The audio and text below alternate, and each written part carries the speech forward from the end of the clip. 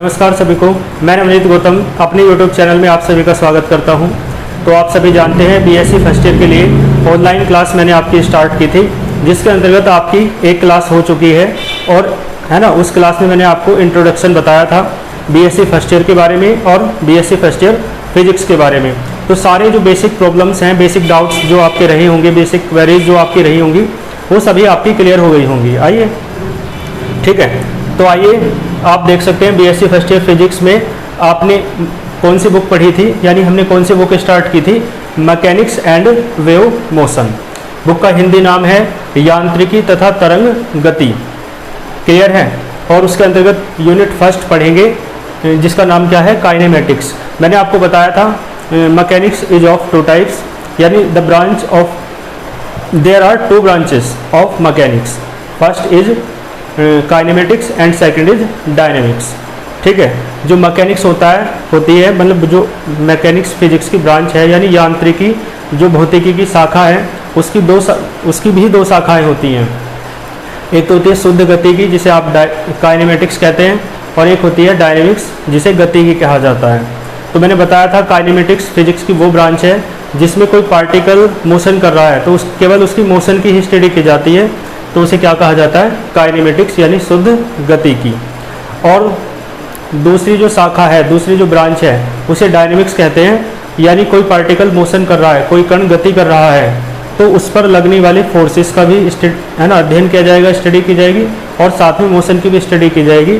तो उस ब्रांच को क्या कहा जाता है, डायनेमिक्स यानी गतिकी। ठीक है, तो मैकेनिक्स यानी यांत्रिकी के दो भाग होते हैं, एक तो काइनेमेटिक्स है और एक डायनेमिक्स है। काइनेमेटिक्स यानी शुद्ध गतिकी और डायनेमिक्स यानी गतिकी। क्लियर है। तो उसके अंतर्गत जो हम फर्स्ट यूनिट है पढ़ेंगे वो काइनेमेटिक्स ही होगी, यानी गतिकी के बारे में पढ़ेंगे। अभी केवल जो पार्टिकल है, जो कण है, उस पर लगने वाले फोर्सेस की स्टडी नहीं करेंगे, केवल पार्टिकल की मोशन को पढ़ेंगे। ठीक है, तो यूनिट फर्स्ट आपकी क्या है, काइनेमेटिक्स। और हाँ, एक बात मैं बता दूँ आपको, ये क्लास हिंदी मीडियम वालों के लिए भी है ना, इंग्लिश मीडियम वालों के लिए भी है। बाकी बीएससी में जो हिंदी मीडियम रखना चाहते हैं वो भी इस क्लास को अटेंड कर सकते हैं, लेकिन जिनका 12th तक रहा, आपका हिंदी मीडियम यदि रहा हो, तो आप बीएससी में इंग्लिश मीडियम ही रखने का प्रयास कीजिएगा, क्योंकि शुरुआत है और शुरुआत की ही थोड़ी 1-2 महीने की समस्या रह सकती है मुश्किल से, और बाकी सब फिर आपके लिए आगे की राह खुल जाएगी, है ना, क्योंकि एमएससी वगैरह और जो भी हायर स्टडीज़ आप करेंगे फिर वो इंग्लिश में कंपलसरी हो जाएगी। क्लियर है। तो बाकी हिंदी से लिंक करते हुए चलेंगे 12th क्लास से, तो कोई भी समस्या हिंदी मीडियम वालों को भी नहीं आएगी। तो मैं यही कहना चाहूँगा कि इंग्लिश मीडियम ही आप रखें अपनी क्लास का। ठीक है, बाकी हिंदी का यूज़ करेंगे इस क्लास में, बहुत ज़्यादा यूज होता है ना। जब पढ़ते हैं सीबीएसई बोर्ड या 12th UP board English medium, तो हिंदी का ज़्यादा यूज नहीं होता, लेकिन इसमें एक एक चीज़ का अर्थ मैं आपको हिंदी में बताऊंगा। ठीक है, तो सभी इस क्लास को कर सकते हैं, चाहे हिंदी मीडियम बीएससी में वो रखना चाहते हो, चाहे हिंदी मीडियम से पढ़ के आए हो, इंग्लिश मीडियम अब लेना चाहते हो बीएससी में, और चाहे इंग्लिश मीडियम से पढ़ के आए हो, अब भी इंग्लिश मीडियम उनका तो रहेगा ही। तो तीनों इस प्रकार के स्टूडेंट्स के लिए ये क्लास है। ठीक है, बाकी वीडियो क्लासेस की हेल्प से आप है ना रफली नोट्स बनाते चलिए, और फेयर नोट्स आप PDF नोट्स जो ग्रुप में आपको मिल जाएंगे, वीडियो के डिस्क्रिप्शन बॉक्स में आपको व्हाट्सएप ग्रुप का लिंक मिल जाएगा, वहाँ से जा करके आप ग्रुप में ज्वाइन हो सकते हैं। तो वहाँ आपको PDF नोट्स मिलेंगे, और साथ में है ना ग्रुप में आपको लिंक भी मिला करेगा क्लास का। बाकी आप लोगों ने चैनल तो सब्सक्राइब कर ही रखा होगा, तो आप तक लिंक तो पहुँच ही जाएगा। ठीक है, तो मैकेनिक्स एंड वेव मोशन के अंतर्गत पहली यूनिट हम स्टार्ट कर रहे हैं, जिसका नाम क्या है, काइनेमेटिक्स यानी शुद्ध गतिकी। और इसमें देखो है ना, बिना किसी भूमिका के पहला टॉपिक मैं पढ़ाता हूँ, क्योंकि इंट्रोडक्शन की क्लास हो चुकी है, सारे आपकी बेसिक क्वेरीज दूर हो चुकी होंगी। ठीक है, तो पहला जो टॉपिक है आपका वो हो जाएगा आपका, यहाँ तक समझ आ रहा है, फ्रेम ऑफ रेफरेंस। क्या हो जाएगा, फ्रेम ऑफ रेफरेंस। देखो, फ्रेम ऑफ रेफरेंस को हिंदी में कहते हैं निर्देश तंत्र। क्या कहते हैं, निर्देश तंत्र। बात समझ में आ रही है। तो निर्देश तंत्र को क्या कहा जाता है, फ्रेम ऑफ रेफरेंस। कोई समस्या वाली बात आपको नहीं होगी। फ्रेम ऑफ रेफरेंस यानी निर्देश तंत्र। ठीक है, तो 11th क्लास में था ये, है ना। यदि आप थोड़ा देखेंगे तो 11वीं क्लास में मिल जाएगा आपको, फर्स्ट बुक में ही है। यानी सिस्टम ऑफ पार्टिकल्स जहाँ पढ़ते हैं ना, उस चैप्टर में आपको मिल जाएगा ये, जहाँ पे पार्टिकल्स की मोशन के बारे में आप पढ़ते हैं। तो फ्रेम ऑफ रेफरेंस यानी निर्देश तंत्र, तो देखो ये क्या होता है समझ लीजिए, नहीं भी पढ़ा 11वीं में या अब याद नहीं है तो कोई समस्या वाली बात नहीं है, ठीक है। ये आपको पता है कोऑर्डिनेट है ना, एक्सिस होते हैं, निर्देशांक अक्ष कहते हैं हिंदी में। ये एक्स अक्ष होता है, ये वाई अक्ष होता है और ये जेड अक्ष होता है। ये बीच में ओरिजिन होता है जिसे हिंदी में मूल बिंदु कहते हैं। तो देखो यानी फ्रेम ऑफ रेफरेंस जो है ना, एक्सिस का सेट है, क्लियर है। क्या है ये एक्सिस का सेट, यानी अक्षों का एक सेट है, एक समुच्चय है। तो यानी क्या हो जाएगी इसकी डेफिनेशन, द सेट, ठीक है। देखो बीएससी में पॉइंट टू पॉइंट आपको लिखना है, मैंने बताया था शॉर्ट क्वेश्चन आएंगे, लॉन्ग आएंगे। तो ये डेफिनेशन है, तो ये तो शॉर्ट में ही आती है, आप अनसोल्ड देखेंगे, मतलब अनसोल्ड भी बाद में कराऊंगा मैं। तो ये शॉर्ट क्वेश्चन में आया हुआ है, तो उसी तरीके से है ना लिखना है। तो फ्रेम ऑफ रेफरेंस क्या है, मैंने बताया यही फ्रेम ऑफ रेफरेंस है। देखो फ्रेम ऑफ रेफरेंस है क्या, तो ये क्या है, set of axis, the set of axis. Axis यानी अक्ष और सेट मानी समुच्चय, या सेट आप समझते हैं जैसे टीवी सेट, सोफा सेट है ना, एक तरीके से, इस तरीके से। तो किसका सेट है ये, एक्सिस का। तो the set of axis by help of which, जिसकी सहायता से, ठीक है। तो आप इतनी लैंग्वेज तो समझते होंगे इंग्लिश में, बाय हेल्प ऑफ विच, जिसकी सहायता से। जिसकी सहायता से क्या होता है, देखो यानी अक्षों का वह समूह, एक बार हिंदी में बता देता हूँ मैं, अक्षों का वह समूह जिसकी सहायता से किसी कण की स्थिति को ज्ञात किया जा सकता है, ठीक है। अक्षों का वह समूह जिसकी सहायता से किसी कण की स्थिति को किसी समय ज्ञात किया जा सकता है, तो ऐसा समूह क्या कहलाता है, निर्देश तंत्र कहलाता है। देखो इंग्लिश में क्या हो जाएगा, the set of axis by help of which the position of any particle can be determined at any time, clear है। तो is known as frame of reference. ऐसा जो सिस्टम है या ऐसा जो फ्रेम है या ऐसा सेट ऑफ एक्सिस जो है वो क्या कहलाता है, फ्रेम ऑफ रेफरेंस। तो देखो the set of axis by help of which the position, क्या निकालते हैं आप, स्थिति, किसी कण की स्थिति ज्ञात करते हैं इसकी सहायता से। The position of any object, object मानी वस्तु, या ऑब्जेक्ट यहाँ नहीं कहेंगे है ना, ऑप्टिक्स में ऑब्जेक्ट कहते हैं, या बॉडी कह लो। The position of any body can be determined, ठीक है, कैन बी डिटरमाइंड। तो यानी ऐसा एक्सिस का सेट, यानी ऐसा अक्षों का समूह, बाय हेल्प ऑफ विच, जिसकी सहायता से, बाय हेल्प ऑफ विच माने जिसकी सहायता से, the position of any body, किसी वस्तु की स्थिति है ना, कैन बी डिटरमाइंड, ज्ञात की जा सकती है। कैन बी डिटरमाइंड समझ रहे हो, ज्ञात की जा सकती है। देखो जो इंग्लिश मीडियम वाले हैं उन्हें तो मैं बोल के भी समझा सकता हूँ, लेकिन मैं बोर्ड पे इसलिए लिख रहा हूँ ताकि हिंदी मीडियम वाले जो स्टूडेंट अब तक रहे होंगे वो अच्छे से लिंक कर पाएँ ना, एक एक वर्ड का अर्थ समझ के हिंदी से लिंक करके इंग्लिश को समझ पाएँ, ठीक है। बाकी नई नई क्लास है, थोड़ा शुरुआत में है ना बहुत अच्छे से, बहुत बेसिक से समझते हुए चलेंगे और बहुत धीमे धीमे चलेंगे, बाद में है ना अपनी स्पीड बना लेंगे, ठीक है। फ्लो आप जानते हैं एकदम तो बनता नहीं है। चलो, तो the set of axis by help of which, यानी अक्षों का वह समूह, बाय हेल्प ऑफ विच माने जिसके द्वारा, the position of any body, किसी बॉडी की पोजीशन, कैन बी डिटरमाइंड, है ना, यानी फाइंड की जा सकती है, ज्ञात की जा सकती है। और पोजीशन माने स्थिति, तो इसे ही क्या कहते हैं आप, इस सेट को ही क्या कहते हैं, इज नोन एज, इसे कहते हैं आप फ्रेम ऑफ रेफरेंस, ठीक है। इसे आप क्या कहते हैं, फ्रेम ऑफ रेफरेंस। बात समझ में आई आपको, यानी अक्षों का वह समूह जिसकी सहायता से है ना किसी वस्तु की स्थिति को ज्ञात किया जा सकता है, क्या कहलाता है, अक्षों का ऐसा समूह फ्रेम ऑफ रेफरेंस या निर्देश तंत्र कहलाता है।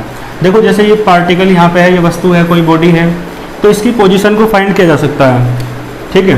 यहाँ पे एक चीज़ और लिखना चाहो तो लिख सकते हो, can be determined at any time, किसी समय, एट एनी टाइम, ठीक है। देखो तो आप देखो एक्स एक्सिस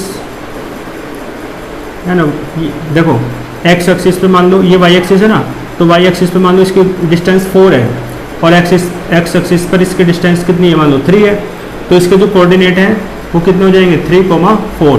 एक्स के कोऑर्डिनेट पहले लिखे जाते हैं ना, कोऑर्डिनेट बने निर्देशांक बोलते हैं हिंदी में ना, तो 3,4। तो देखो इस पॉइंट की या इस वस्तु की है ना, बॉडी की स्थिति को ज्ञात किया गया ना कि एक्स एक्सिस से कितनी डिस्टेंस पर है 3 और वाई एक्सिस पर कितनी डिस्टेंस है 4। तो पता चल गया कि 3 तो चलना है एक्स एक्सिस पर, 4 चलना है वाई एक्सिस पर, तो एक बॉडी वहाँ पर आपको रखी मिलेगी। तो स्थिति पता चल गई ना, आपको पोजीशन पता चल गई ना किसी बॉडी की, किसी वस्तु की। तो इसका मतलब है जो सेट है एक्सिस के, उस सेट को जिसकी हेल्प से किसी बॉडी की पोजीशन को फाइंड किया जाता है, यानी किसी वस्तु की स्थिति को ज्ञात किया जाता है, तो ऐसे सेट को, एक्सिस के समूह को क्या कहते हैं, फ्रेम ऑफ रेफरेंस कहते हैं। क्लियर है? तो फ्रेम ऑफ रेफरेंस क्या होता है आप समझ चुके होंगे। आइए देख लेते हैं। ठीक है, तो फ्रेम ऑफ रेफरेंस समझ है आपको। चलो देखो, फ्रेम ऑफ रेफरेंस जो है आपका वो 2 प्रकार का होता है। It is of 2 types. पहला होता है इनर्शियल फ्रेम ऑफ रेफरेंस। ठीक है, एक काम करता हूँ, मैं इसे रफ कर देता हूँ, आप इसका स्क्रीनशॉट ले लीजिए ना, या नोट कर रहे होंगे। मैंने बताया था आपको नोट्स रफली बनाते चला करें। तो नेक्स्ट हेडिंग क्या हो जाएगी, इट इज ऑफ 2 टाइप्स, यानी जो फ्रेम ऑफ रेफरेंस है वो आपका 2 प्रकार का होता है। पहला कौन सा है आपका, पहला है आपका inertial frame of reference. Inertial frame of reference आप समझ रहे होंगे। ठीक है, हिंदी में कहते हैं इसे, जो इंग्लिश मीडियम वाले हैं उन्होंने पढ़ा होगा तो वो तो समझ रहे होंगे। इसे हिंदी में कहते हैं, पहले लिख देता हूँ नाम, इनर्शियल फ्रेम ऑफ रेफरेंस।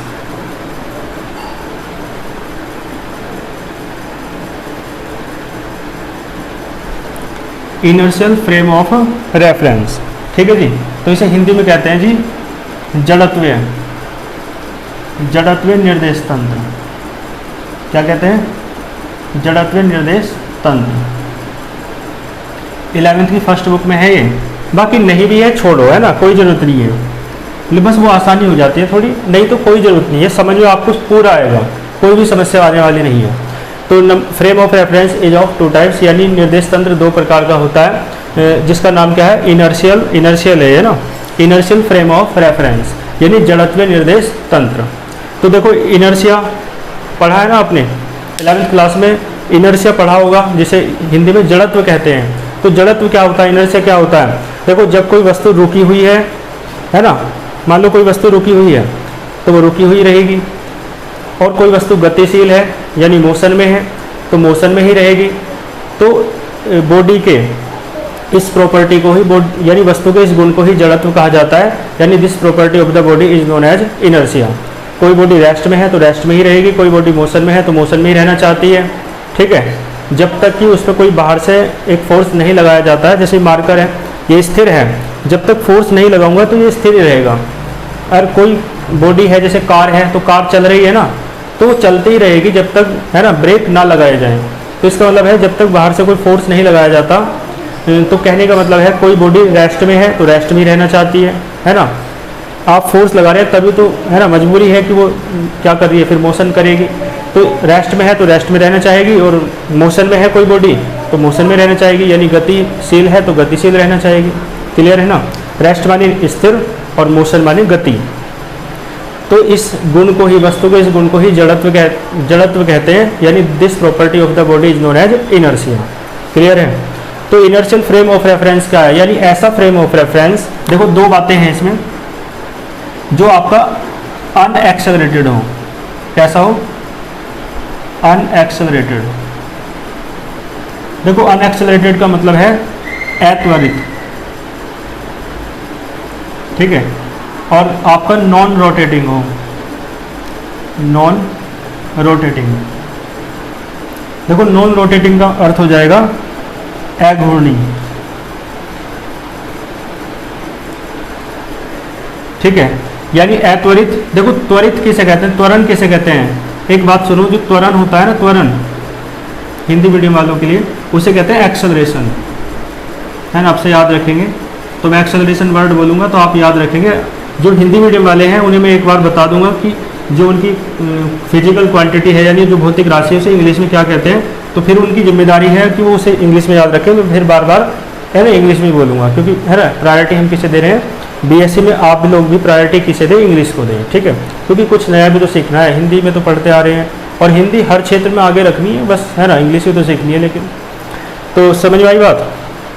जैसे मैं ही हूँ, है ना, मैं इंग्लिश में मान लो पढ़ता भी हूँ, पढ़ाता भी हूँ, लेकिन मेरे सिग्नेचर हिंदी में होते हैं, तो इसलिए हिंदी बहुत वरेण्य है। लेकिन इसका अर्थ ये नहीं है कि हम अंग्रेजी ना सीखें।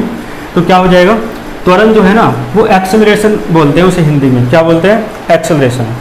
त्वरण को एक्सेलरेशन बोलते हैं। तो देखो एक्सेलरेशन क्या होता है, स्पीड के बढ़ने को, है ना, स्पीड जो होती है, वेलोसिटी जो होती है, यानी स्पीड को कहते हैं चाल और वेलोसिटी को कहते हैं वेग।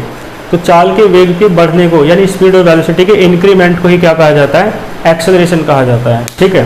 तो इसका मतलब है अनएक्सेलरेटेड है। तो अनएक्सेलरेटेड का मतलब, तो जो आपका अनएक्सेलरेटेड है इसका मतलब अत्वरित, यानी उसमें त्वरण नहीं है, उसमें एक्सेलरेशन नहीं है। तो अनएक्सेलरेटेड का क्या मतलब हो जाएगा कि उसमें त्वरण एक्सेलरेशन नहीं है। तो देखो एक्सेलरेशन कब नहीं होता आप बताओ। एक्सेलरेशन मैंने बताया स्पीड के बढ़ने को, है ना, कहते हैं, स्पीड या वेलोसिटी के बढ़ने को एक्सेलरेशन कहते हैं। तो इसका मतलब क्या हुआ कि स्पीड या वेलोसिटी बढ़ नहीं रही है। तो देखो स्पीड या वेलोसिटी बढ़ नहीं रही है तो दो स्थितियों में हो सकता है। एक तो ये है कि जो आपकी बॉडी है वो किस में हो, रेस्ट में, तो स्पीड वेलोसिटी बढ़ेगी नहीं क्योंकि है ही नहीं, रेस्ट में यानी स्थिर अवस्था में है बॉडी आपकी। और दूसरा वो यूनिफॉर्म मोशन में है, किसमें है, यूनिफॉर्म मोशन को, है ना, हिंदी में बोलेंगे एक समान गति, किसमें है वो, एक समान गति में है। एक समान गति का अर्थ यानी यूनिफॉर्म मोशन का अर्थ ये हुआ कि मान लो कोई कार है 5 किलोमीटर पर ओवर की स्पीड से चल रही है, तो 5 किलोमीटर पर ओवर की स्पीड से ही चलती जा रही है ना उसकी स्पीड बढ़ रही है और ना ही घट रही है। तो एक्सेलरेशन स्पीड के बढ़ने को कहते हैं। तो जब यूनिफॉर्म मोशन यानी एक समान चाल से चल रही है तो उसकी स्पीड कहाँ बढ़ रही है, तो इसका मतलब है यूनिफॉर्म मोशन में है कोई बॉडी, तो उसका मतलब क्या हो जाएगा कि वो किससे चल रही है, यानी उसमें एक्सेलरेशन नहीं है, उसमें त्वरण नहीं है। और एक्सेलरेशन कब नहीं होगा, जब कोई बॉडी रेस्ट में है। देखो इसकी स्पीड में कोई इंक्रीमेंट हो रहा है, वृद्धि हो रही है, नहीं हो रही, स्पीड बढ़ नहीं रही, तो इसका मतलब इसमें भी एक्सेलरेशन नहीं है क्योंकि ये किसमें है, रेस्ट में। तो देखो अनएक्सेलरेटेड कहीं लिखा मिल जाए ना तो इसका मतलब ये हो जाता है, ये अनएक्सेलरेटेड के अंतर्गत दो अर्थ आते हैं ये वाले। अनएक्सेलरेटेड यानी अत्वरित का अर्थ होता है स्थिर और एक समान गति, हिंदी मीडियम वालों के लिए, ठीक है। अनएक्सेलरेटेड का क्या मीन्स होता है, रेस्ट और यूनिफॉर्म मोशन। क्योंकि अनएक्सेलरेटेड यानी एक्सेलरेशन नहीं है, और एक्सेलरेशन कब नहीं होता, जब कोई बॉडी रेस्ट में है, क्योंकि तब भी उसकी वेलोसिटी इंक्रीज नहीं होगी। और जब कोई बॉडी यूनिफॉर्म मोशन में है यानी एक समान गति चाल से गति कर रही है, तो तब भी उसकी मोशन वो इसमें स्पीड में कोई इंक्रीमेंट नहीं होगा, ठीक है। तो बात समझ में आई। तो ऐसा frame of reference, frame of reference क्या होता है वो तो मैंने आपको बता दिया है, डेफिनेशन लिख दी थी। तो अब बता रहे इनर्शियल फ्रेम ऑफ रेफरेंस क्या होता है, जड़त्व निर्देश तंत्र क्या होता है, ठीक है। तो ऐसा फ्रेम ऑफ रेफरेंस जो कैसा हो, अनएक्सेलरेटेड हो और नॉन रोटेटिंग हो। रोटेटिंग समझते हैं, ऐसे रोटेशन करना है ना, देखो ऐसे, ये जो मार्कर यदि मैं ऐसे घुमाऊँ ना, ऐसे अपनी ही एक्सिस पे से घुमाऊँ, तो इस मोशन को कहेंगे रोटेशनल मोशन यानी घूर्णन गति। तो इसका मतलब है ऐसा पार्टिकल या ऐसी बॉडी जो घूर्णन गति ना कर रही हो, स्थिर हो। देखो ऐसे करेगा तो घूर्णन गति कर रहा है, और स्थिर है तो घूर्णन गति नहीं कर रहा है। तो इसका मतलब है नॉन रोटेटिंग। देखो अब तो रोटेटिंग है और अब नॉन रोटेटिंग है, तो इसका मतलब है ऐसा फ्रेम ऑफ रेफरेंस जो घूर्णन गति ना कर रहा हो, मतलब ऐसा निर्देश तंत्र जो घूर्णन गति ना कर रहा हो उसे अघूर्णी कहते हैं, ठीक है। यानी ऐसा फ्रेम ऑफ रेफरेंस जो नॉन रोटेटिंग हो यानी रोटेशनल मोशन परफॉर्म ना कर रहा हो, ठीक है। तो देखो इनर्शियल फ्रेम ऑफ रेफरेंस क्या हो जाएगा, यानी ऐसा फ्रेम ऑफ रेफरेंस जो अनएक्सेलरेटेड हो। अनएक्सेलरेटेड का मतलब समझ रहे हैं, ब्रैकेट में आप लिख सकते हैं, चलो मैं इसकी डेफिनेशन लिखूंगा, लेकिन दो बातें इसमें मैंने बताई आपको। ऐसा फ्रेम ऑफ रेफरेंस जो अनएक्सेलरेटेड हो, और अनएक्सेलरेटेड होने का क्या मीन्स है कि या तो वो फ्रेम ऑफ रेफरेंस रेस्ट में है या फिर वो यूनिफॉर्म मोशन से क्या कर रहा है, यूनिफॉर्म वेलोसिटी से क्या कर रहा है, मोशन कर रहा है, ठीक है। वेलोसिटी वेग होता है और स्पीड चाल होती है। नॉन रोटेटिंग भी होना चाहिए साथ में, यानी अघूर्णी होना चाहिए, ठीक है। अघूर्णी आप समझते हैं, मैंने बताया जो घूर्णन गति ना कर रहा हो, ठीक है। तो देखो मैंने आपको समझा दिया है दोनों बात, तो एक बार मैं हिंदी में बता देता हूँ। यानी ऐसा निर्देश तंत्र जो अत्वरित तथा अघूर्णी होता है क्या कहलाता है? जड़त्वीय निर्देश तंत्र कहलाता है। ठीक है, इसका मतलब है अत्वरित होना चाहिए, यानी अत्वरित होने का अर्थ या तो वो स्थिर होना चाहिए या वो एक समान चाल से गति करते हुए होना चाहिए, और अघूर्णी का अर्थ है वो घूर्णन गति नहीं कर रहा है। समझिए, तो ऐसा निर्देश तंत्र जो अत्वरित तथा अघूर्णी होता है जड़त्वीय निर्देश तंत्र कहलाता है। आइए इसे इंग्लिश में कन्वर्ट करते हैं। तो देखो, दो वर्ड मेन है जो मैंने आपके सामने लिख रखे हैं, वो कौन कौन से हैं? अनएक्सेलरेटेड और नॉन रोटेटिंग। तो इसी के आधार पर देखो इसकी डेफिनेशन क्या हो जाएगी, देखो ध्यान से देखना। The frame of reference, the frame of reference, ऐसा फ्रेम ऑफ रेफरेंस इन विच, या इन विच छोड़ो, ऐसा फ्रेम ऑफ रेफरेंस जो कैसा हो? अनएक्सेलरेटेड हो। तो विच इज अनएक्सेलरेटेड। ठीक है, the frame of reference which is unaccelerated यानी अत्वरित, and non rotating, and non rotating, इसे आप क्या कहेंगे? इज नोन एज, ऐसी फ्रेम ऑफ रेफरेंस को आप क्या कहेंगे? इज नोन एज, लिख देंगे आप इनर्शियल फ्रेम ऑफ रेफरेंस, यानी ठीक है, ऐसा फ्रेम ऑफ रेफरेंस जो अनएक्सेलरेटेड हो। अनएक्सेलरेटेड का क्या मीन्स है मैंने बताया आपसे, तो ब्रैकेट में आप लिख सकते हैं, अनएक्सेलरेटेड के ब्रैकेट में आप क्या लिख सकते हैं कि या तो वो रेस्ट में है, क्या मतलब है? या तो वो रेस्ट में है और किस में है? इन यूनिफॉर्म मोशन में है।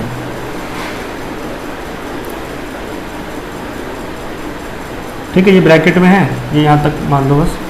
तो कहने का मतलब है अनएक्सेलरेटेड का क्या मीन्स होता है कि या तो बॉडी रेस्ट में है या यूनिफॉर्म मोशन में है। ठीक है, यूनिफॉर्म वेलोसिटी से मोशन कर रही है। तो इसका मतलब है ऐसा फ्रेम ऑफ रेफरेंस जो अनएक्सेलरेटेड है और जो नॉन रोटेटिंग है उसे आप क्या कहते हैं? Is known as inertial frame of reference. बात क्लियर है?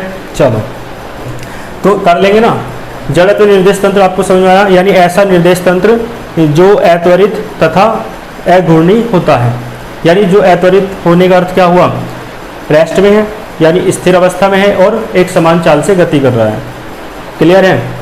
और दूसरा अघूर्णी है यानी घूर्णन गति नहीं कर रहा है। तो इस प्रकार का निर्देश तंत्र कहलाता है जड़त्व निर्देश तंत्र। तो समझ में आ गया होगा, है ना? एक तरीके से 3 प्रकार के स्टूडेंट का बैच एक साथ चलाना पड़ रहा है। हिंदी मीडियम में जो पढ़ रहे हैं उनके लिए, इंग्लिश मीडियम में जो पढ़ रहे हैं उनके लिए, और जो अब तक हिंदी मीडियम में पढ़े 12th तक और जो अब इंग्लिश मीडियम में पढ़ना चाहते हैं उनके लिए। समझिए ना कितनी कठिनाई वाली बात है। तो आप सभी का सहयोग बहुत ज़्यादा अपेक्षित है ना? बहुत कठिन कार्य मैं कर रहा हूँ। चलो आगे चलते हैं। तो ये है इनर्शियल फ्रेम ऑफ रेफरेंस। कर लेंगे। सेकंड हेडिंग देखो, सेकंड हेडिंग हो जाएगी आपकी नॉन इनर्शियल। तो मैं इसे रफ कर देता हूँ या इसी के हेल्प से हो जाएगा। देखो इसी की हेल्प से कन्वर्ट कर लेंगे ना। यहाँ पे क्या लिखा था? The frame of reference, the frame of reference. देखो ध्यान दो, सेकंड हेडिंग हो जाएगी आपकी। इसके आगे जो इनर्शियल है ना, इसके आगे नॉन इनर्शियल लिखा जाएगा बस, नॉन इनर्शियल। तो नंबर सेकंड हेडिंग क्या हो जाएगी? Non inertial frame of reference. इसे कहते हैं, देखो यहाँ भी ए लग जाएगा, अजड़त्वीय निर्देश तंत्र। समझ रहे हैं? अजड़त्वीय। तो देखो यहाँ अनएक्सेलरेटेड था ना, यहाँ से अन हट जाएगा, यानी उसका जस्ट अपोजिट है। यहाँ नॉन लगा, नॉन नहीं था तो नॉन लगा। हिंदी में कहे तो जड़त्वीय था तो अजड़त्वीय हो गया। तो यहाँ अन था तो यहाँ अन हट जाएगा, यानी अत्वरित था ना तो त्वरित हो जाएगा, है ना? क्या हो जाएगा? त्वरित। और यहाँ नॉन रोटेटिंग है तो यहाँ क्या हो जाएगा? रोटेटिंग, यानी यहाँ क्या हो जाएगा? घूर्णी। ठीक है, तो जो हिंदी मीडियम वाले हैं वो हिंदी वाली बातों पे ध्यान दें, जो इंग्लिश मीडियम वाले हैं वो इंग्लिश वाली बातों पे ध्यान दें, है ना? बाकी नेगेटिव का है।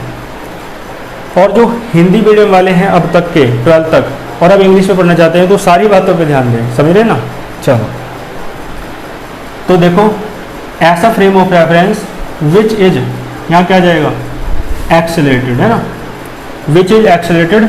और एक्सेलरेटेड का मीन्स देखो ये नहीं हो जाएगा जो ब्रैकेट में लिखा है, क्योंकि ये तो अनएक्सेलरेटेड का मीन्स है। एक्सेलरेटेड क्या होता है? देखो पहले आप वो समझ लो, लैंग्वेज तो आप लिख ही देंगे, मेन तो बात समझना है ना। एक्सेलरेटेड का मीन्स होता है त्वरित, है ना? एक बार हिंदी में बता देता हूँ। त्वरित का अर्थ होता है जिसमें त्वरण हो, त्वरण होने का अर्थ ये हुआ कि जो बॉडी है, जो वस्तु है, वो क्या कर रही है, उसकी स्पीड जो है, उसकी वेलोसिटी जो है, यानी उसकी जो चाल है, जो वेग है वो बढ़ता जा रहा है, यानी उसमें त्वरण है।